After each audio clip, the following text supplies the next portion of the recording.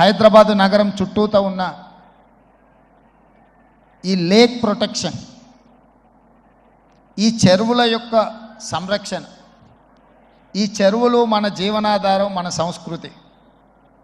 హైదరాబాదు నగరంలో ప్రధానంగా 1908లో వచ్చిన వరదలు, ముఖ్యంగా 115 సంవత్సరాల క్రితం ఈ నగరం మీద వరదలు ఉప్పెనై కమ్మేసి వేలాది మంది ప్రాణాలను బలిగొన్నది.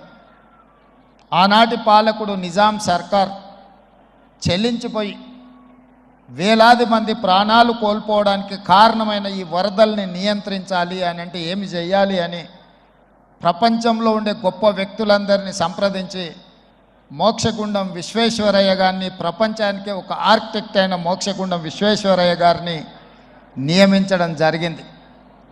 వారు పూర్తిగా ఈ ప్రాంతాన్ని, ఈ క్షేత్రాన్ని, ఈ భూమి యొక్క నైసర్గిక స్వరూపాన్ని అర్థం చేసుకొని వికారాబాద్ అడవుల నుంచి వచ్చే వరదలని నగరం మీద పోటెత్తకుండా ఉండడానికి ఉస్మాన్ సాగర్, హిమాయత్ సాగర్ని నిర్మించి ఫిరంగి కాలువ ద్వారా, మూసీ నదుల ద్వారా, ఈసా నదుల ద్వారా వచ్చే నీటిని నియంత్రించి ఆ నీళ్లను నగరానికి తాగునీటిగా మార్చి ఈ ప్రాంతంలో గొలుసుకట్టు చెరువులను నిర్మించి హైదరాబాదు హెరిటేజ్ సిటీనే కాదు, Hyderabad is a lake city అని చెప్పి నిజాం సర్కార్ 100 సంవత్సరాల ముందే ఒక అద్భుతమైన కట్టడాలను నిర్మించి మనకు అందించాడు.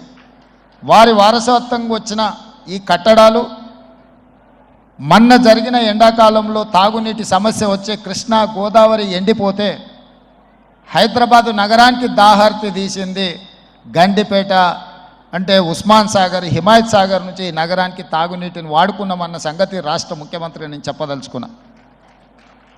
ఈ ప్రజలకు, కోట్లాది మంది దాహార్తిని తీర్చే ఈ యొక్క చెరువులను శ్రీమంతులుగా, గొప్ప వ్యక్తులుగా ఉన్న వాళ్ళు వాటి పక్కనే ఫామ్ హౌజ్ల పేరు మీద నిర్మించుకొని వాళ్ళ డ్రైనేజ్ కాలువలు తీసుకెళ్ళి గండిపేటలో కలిపినారు. నేను ఇక్కడ వేదిక మీద ఉన్న పెద్దలతో పాటు ఇక్కడ వచ్చిన భక్తులను నేను ఒకటే మాట అడగదలుచుకున్నా.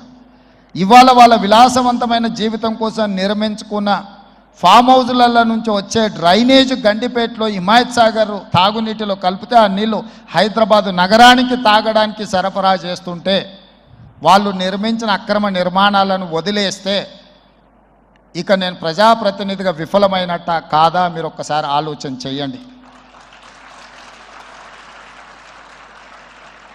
అందుకే ఒత్తిడి వచ్చినా, మిత్రులకు ఫామ్ హౌజులు ఉన్నా ఏవీ వదలకుండా హైడ్రా అనే ఒక సంస్థను ఏర్పాటు చేసి తెలియకుంటేనే ప్రజాప్రతినిధులం కొన్ని మన దినచర్యల్లో భాగంగా కొన్ని తప్పిదాలు చేస్తుంటాం. తప్పులు తెలవకుంటేనే కొన్ని తప్పులు జరిగిపోతుంటాయి.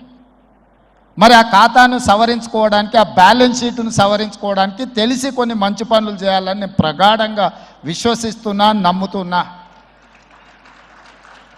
ఆ తెలిసి చెయ్యాలనుకుంటున్న మంచి పనులో భాగము ఈ చెరువులను చెరబట్టిన వాళ్ళ నుంచి విముక్తి కలిగించాలన్న ఏకైక లక్ష్యంతోనే ఈరోజు చెరువులను ఆక్రమించుకున్న వాళ్ళను ఎవరిని వదలకుండా ఉక్కు పాదంతో అణిచివేయాలన్న ఆలోచన, అందులో నిర్మాణాలను ఏ ఒత్తిడి వచ్చినా వెనక్కి తక్కకుండా తొలగించాలన్న ఆలోచనతోనే ఈరోజు ఈ చెరువులలో ఉన్న అక్రమ కట్టడాలను కూలగొడుతున్నాము.